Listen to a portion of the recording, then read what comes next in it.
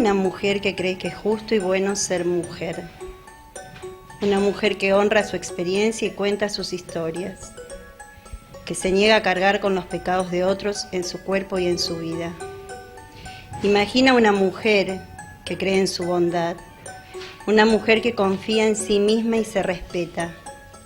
Que escucha sus propias necesidades y deseos y que los satisface con ternura y gracia. Imagina a una mujer que cree en su pertenencia al mundo, una mujer que festeja y celebra su propia vida, que se siente alegre de estar viva.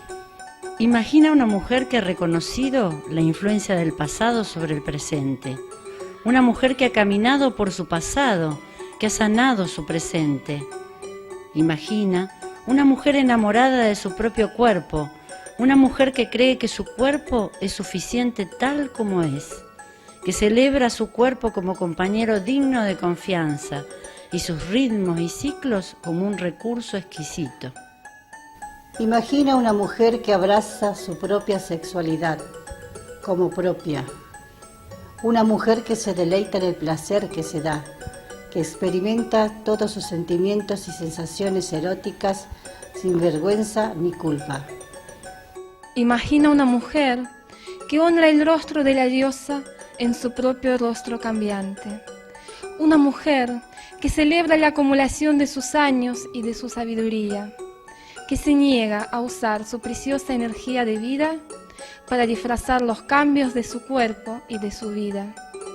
Imagina una mujer que es autora de su propia vida, una mujer que imagina lo divino a su propia imagen y semejanza, que diseña su propia espiritualidad, permitiéndole que informe su vida diaria. Imagina a una mujer que valora a las mujeres de su vida, a una mujer que se sienta en círculos de mujeres, para que se le recuerde su propia verdad cuando la olvide.